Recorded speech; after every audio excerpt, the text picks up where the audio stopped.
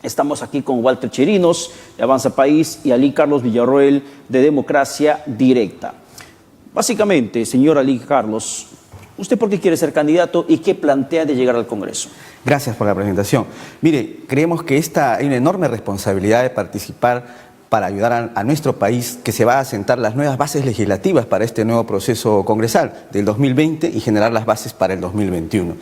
Este Congreso que se va a elegir el 2020 y 2021 es un Congreso en el que abre el debate, no al debate ideológico ni programático, porque lo que se va a elegir no es a un próximo presidente ni una próxima programa de gobierno y de política económica o de política general. Lo que se va a elegir es un nuevo Congreso que va a terminar las funciones de un Congreso disuelto. Por lo tanto, la agenda parlamentaria de alguna manera está definido en las 3 legislaturas ordinarias que nos quedan. La primera legislatura ordinaria rápidamente nos obliga a llevar para definir el levantamiento de la inmunidad parlamentaria, terminar la elección del Tribunal Constitucional para elegirlo tal como lo señala la Constitución, pero además de eso culminar con la Reforma Nacional de Justicia. Creemos que eso es muy importante. Y lo más importante, este nuevo Congreso que se elegirá en 2020 revisará los decretos de urgencia que en estos momentos el gobierno viene promulgando. Hay 7 decretos de urgencia y el presidente del Consejo de Ministros ha anunciado un paquete y la ministra de Economía 8 nuevos decretos de urgencia. Por lo tanto, los aspirantes a este nuevo Congreso hay que ir haciendo la tarea y revisar estos decretos de urgencia para pronto. Nosotros ya hemos venido revisando, tenemos una que es el decreto de urgencia número 07, la famosa y denominada Ley de Medicamentos Genéricos. Quien le habla es representante también de la Asociación Nacional de Boticas y Farmacias Independientes del país, por lo cual hemos mostrado ya nuestra posición respecto a este decreto de urgencia. Antes que me siga profundizando en el tema, por favor, quiero conocer la posición del señor Walter Chirinos al respecto de por qué quiere ser congresista y qué es lo que plantea en caso de llegar al Parlamento. Bueno, en primer lugar, creo que me he formado para ir al Congreso, me he preparado, no postularía ningún cargo que no fuera congresal, ¿no? 2, tenemos que en este Congreso defender primero la Constitución. Hay voces que quieren en este corto periodo distraer con una asamblea constituyente, lo cual llevaría a una ingobernabilidad. Este proceso, este periodo, como ya lo anticipó, tenemos que hacer las reformas, concluir las reformas políticas, hacer que todo quede expedito para el Bicentenario. Pero ahí debemos agregar algunas cosas en esa reforma política y constitucionales, como por ejemplo la modificación de las AFPs. El por qué los aportantes deben tener mayores beneficios que los que tienen ahora. Esa es prácticamente mi propuesta. Defensa de la Constitución y la gobernabilidad, ya lo antecedió el Tribunal Constitucional con las modificaciones, porque no podemos elegir por simples cartas de presentación, sino hacer una evaluación curricular, académica y sobre todo la hoja de vida de los que se presentan al Tribunal Constitucional y lo que falta es la reforma de justicia.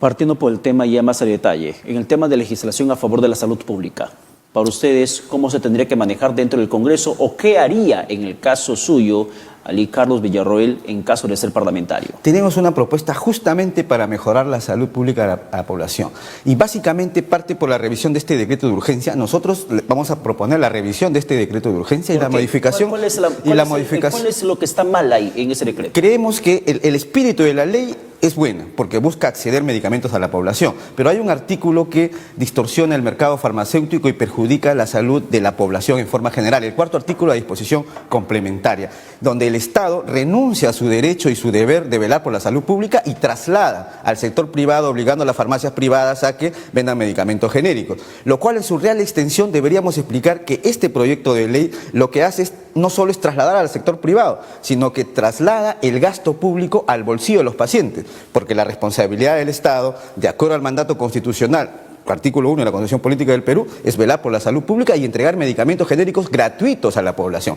Por lo tanto, si el Estado en este momento tiene el 85% de consumidores de medicamentos genéricos en el país, debería resolver ese problema. ¿Y cómo tenemos esto? Mire, actualmente en este momento, sin el decreto de urgencia, tenemos 17 millones de personas afiliados al SIS, página de su salud. En este momento tenemos 1 millón de personas afiliadas a la sanidad de las fuerzas policiales, las fuerzas armadas. Tenemos 10 millones en el seguro social o de salud. En suma son 28 millones de personas afiliados a un seguro del Estado, que representa el 85% de los 32 millones de habitantes del país. Por lo tanto, la responsabilidad del Estado es entregar los medicamentos, suministrar y entregar los medicamentos genéricos gratuitos a este 85% de la población. ¿Y qué haría para que se pueda modificar eso? Nosotros lo que estamos planteando es, una vez modificado y revisado este cuarto artículo, para que se fortalezca el sector público de salud, presentar otro proyecto de ley de acceso universal a medicamentos genéricos. Y en legislación comparada nosotros podemos ver que, por ejemplo, en Europa los gobiernos buscan interrelacionarse con el sector privado. El sector público más el sector privado juntos atacan y resuelven este problema. Modelo, receta 21. En legislación comparada básicamente con el modelo español, lo que quiere decir es que cualquier ciudadano en un país puede acercarse a un hospital o a una clínica, recibir su receta y va a cualquier farmacia privada, le entrega los medicamentos genéricos gratuitos y el Estado le paga a esa farmacia privada. Entonces, en ese momento hablamos de acceso universal de un sistema general de sistema de salud. Pero mientras eso sucede, que nosotros creemos que para eso es básico, de que el Estado incluya a este grupo a las farmacias privadas. Somos 15.900 boticas y farmacias independientes y el Estado tiene 8.000 farmacias públicas. 8.000 más 15.900 tiene más de 20.000 puntos de dispensación y de medicamentos genéricos donde las boticas y farmacias independientes, el sector privado puede contribuir a la salud pública, pero tiene que haber esa alianza Estado y sector privado. Al respecto, para Walter Chirinos, ¿cómo se manejaría el tema de legislación en tema de salud pública o en todo caso en torno a medicamentos genéricos? Bien, en mi opinión, porque no es Claro. el tema que yo llevo, en primer lugar, ha señalado la competencia que tienen las farmacias privadas, ¿no es cierto? Que es parte de lo que yo defiendo, que es el régimen económico del artículo 55, la iniciativa privada que es libre. El Estado, como tú lo dices, nos señala a nosotros que tienes gratuidad en la salud, está bien, pero ¿quién es el que realmente proporciona o brinda la medicina en el Perú? Son las industrias farmacéuticas, ¿no es cierto? El problema está en las competencias que hay de los monopolios que están habiéndose, de las empresas que han venido a Perú, sin dar nombres, con las pequeñas farmacias. Ya, y en ese sentido, señor Chirinos, ¿usted no tiene ninguna objeción al decreto de urgencia? No.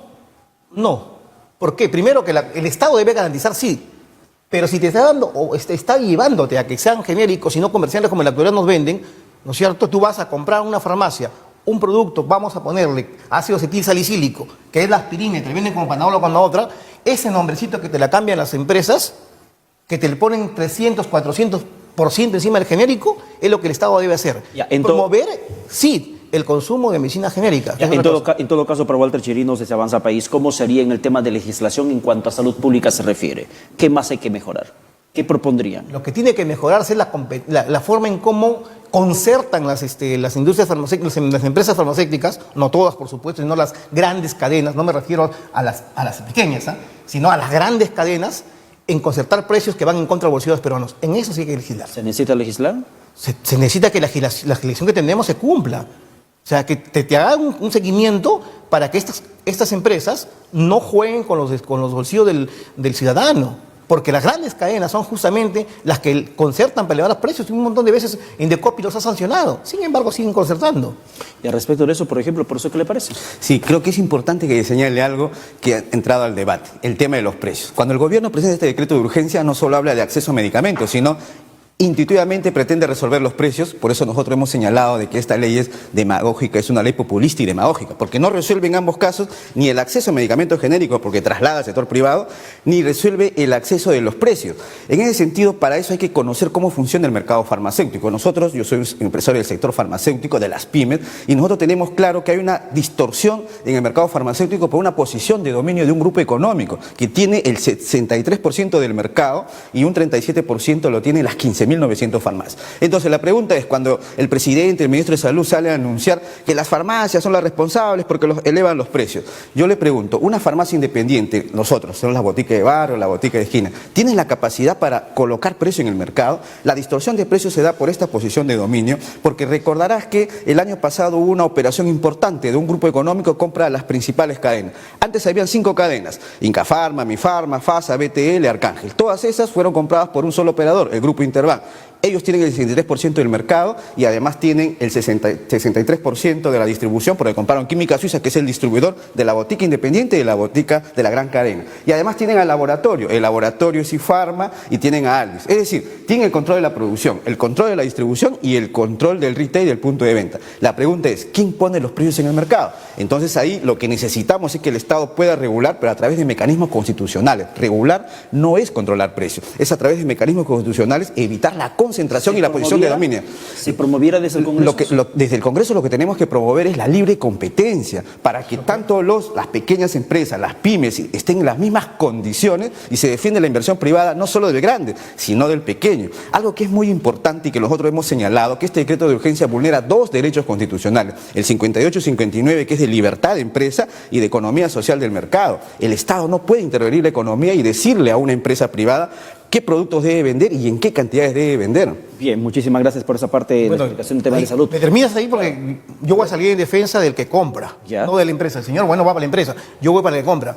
Yo sí estoy de acuerdo que el Estado obligue a la industria farmacéutica, obligue a las farmacias a que vendan servicios genéricos y no que cuando tú vayas te digan que no hay servicios genéricos y te imponga una marca comercial. ¿Usted no observaría el decreto de urgencia? No, porque yo vuelvo a repetir, yo estoy por el consumidor. Yo voy por el consumidor y el consumidor lo que quiere es un producto que sea de calidad y que tenga menos precios. El gran problema, como usted ha señalado, es el monopolio, una especie de casi monopolio. De dominio. Dominio que han hecho técnicamente una sola cadena. Ese es el problema que va contra las empresas pequeñas o farmacias que prácticamente les compran a los laboratorios que le distribuyen a estas grandes. Ahí está el problema. Walter Chirinos, ¿cuál va a ser la primera acción que haga en caso de llegar al Congreso? Mira, yo directamente una de las primeras acciones va a ser el manejo de FPs y ese era mi tema. ¿Por qué? En la actualidad los aportantes a la AFPs quizás son los que cuando te enamoraron en el momento de tu inscripción, te decían solamente renuncia a la AFP, trae tu DNI y ven y firma este documento y te pasabas en forma inmediata. ¿Qué base para eso? ¿No es cierto? Hay que regularlo. No podemos seguir, que cuando haga inversión la AFP, cuando haga una inversión, la inversión llegue al aportante. En la actualidad, cuando esta empresa gana, se lo llevan ellos. Y cuando pierden, las pérdidas se lo trasladan al aportante. ¿No es cierto? Dos, cuando tú quieres salirte de la AFP y regresar a tu NP, donde tienes una pensión fija hasta tu muerte, que es diferente a la AFP, donde te lo prorrogan hasta 110 años, que es ilógico, que también hay que ver, estudiarlo, investigarlo y luego modificarlo, te dan una pensión de, por decir, apostarte 60.000 soles, por decir. Te prorrogan de la edad de 65 hasta 110. Entonces cuando me dicen, no, las pensiones máximas, mínimas son de 1.100, no, ese es el promedio. Pero también sí es pensiones de 300, de 400. ¿Cómo legislar todo ese problema? Porque la verdad que en tema de FP te enfrentas a un monstruo. ¿Cómo hacerle frente a ese monstruo? El monstruo es que, vamos a ver, ¿cuántos tenemos afiliados a la FP? ¿Pasan en niño? Ese monstruo que de una u otra manera invierte el dinero del de abajo, del pequeño aportante, porque los grandazos no lo hacen ahí, ¿no? Solamente lo utilizan de la siguiente manera. Usted va a aportar esto y tiene una comisión que pagar por lo que administrar su fondo de usted, para garantizarle, para guardarle, para cuidarle. Como que, mejor pongo un banco. ¿Cuánto me paga el banco? 1.2. ¿Cuánto me pagan ellos? Eso? Tenemos que modificarlos. ¿Ya? O se modifica la AFPs o se eliminan las AFPs. Porque el resultado de Chile justamente son por la acción de fondos. ¿Walter Chirinos va por la modificación o por la eliminación? Yo que se modifique, y en el caso de que la modificación no sea aceptada, en la cual estoy planteando, primero, de que la persona que aporta es libre, es libre de, así como salió de la ONP y de la AFP, regresar a la ONP. Dos, que sus fondos de pensiones, cuando obtenga utilidad, le llegue directamente al pensionista, que tiene su derecho a cobrar la AFP, sí la tiene, pero no puede llevársela toda. Y tres, de que las pérdidas se comparten. En este caso, las pérdidas la AFP no las comparte, solamente le traslada al pensionista. Al respecto de eso. Gracias. En primer lugar, quería aclarar un tema que creo que es muy importante cuando se refiere a salud pública. Si bien es cierto, nosotros defendemos a las pymes, el tema es defender al paciente. ¿Y por qué nosotros defendemos al paciente? Porque el traslado no es al sector privado, sino el gasto de bolsillo que se da a través de las familias peruanas, se da porque el Estado renuncia a su derecho de sector público y le dice a las farmacias privadas: vayan ustedes ahora a comprar, a usted va al CIS o va a un hospital público, le dice que vaya ahora a una farmacia privada a recoger sus medicamentos, pero con su bolsillo, cuando por ley el Estado debe entregarle gratuitamente. Entonces es lo que nosotros salimos a criticar y decir que esta ley no resuelve el problema del ciudadano, porque en el fondo le traslada el gasto de bolsillo. Técnicamente en el sector salud se conoce como gasto de bolsillo a las familias, el gasto de las familias peruanas en salud. Y entonces, para aclarar el tema, nosotros no solo defendemos a las pymes, sino defendemos al ciudadano, al paciente, que es la razón de ser en estos momentos de la salud pública en el país. Y respecto al sistema de pensiones, simplemente, brevemente nosotros proponemos la modificación, es cierto, una pensión mínima, pero además de eso creemos que es importante asegurar el sistema de pensiones en el futuro. Millones de jóvenes pasarán más adelante al sistema de jubilación y necesitan garantizar el sistema de pensiones para el futuro. El bono demográfico es importante entenderlo. Habrá momentos seguro para comprender y entender mejor este tema. Como economista intentaré explicar el tema del Sistema Nacional de Pensiones. Hoy he intentado explicar sobre el tema de salud pública, que realmente afecta a nuestro país a 28 millones de personas, que no se resuelve. Por eso que creo que es importante, por la salud pública y por el tema de las pensiones, debemos participar en este Congreso, aunque básicamente, como lo hemos explicado, hay una agenda parlamentaria ya definida, y entonces es responsabilidad del ciudadano de elegir las hojas de vida de cada uno de nuestros candidatos. Quien le hable es economista, tiene experiencia en el sector público. Bien. Y creemos que estamos al servicio del país, que revisen nuestras hojas de vida y vean quiénes son las personas que puedan elegir. Eso quedaría en manos de la población. Una cuestión final. Al respecto, por ejemplo, de los fondos que se aportan, ¿qué tendría que hacerse los pensionistas? Aquellos que estén en la ONP, en la propuesta suya. En mi propuesta, los que están en la ONP deben quedarse en la ONP. ¿Y los que no aportaron 20 años? A ver, aquí es otro tema. Rapidito, por favor. El tema es el siguiente. Si yo trabajé, ojo, si yo trabajé y aporté a la ONP y dejé de aportar porque dejé de trabajar, no puedo perder los fondos, como se hace en la AFP. ¿De acuerdo? Y cuando me reinserte nuevamente en el mercado laboral, continuaré, o de lo contrario, el Estado deberá garantizarme los años que yo aporté y con eso jubilarme. O sea, yo no tengo por qué perder lo que en un tiempo determinado ya lo aporté, es mi ahorro personal. No se puede perder.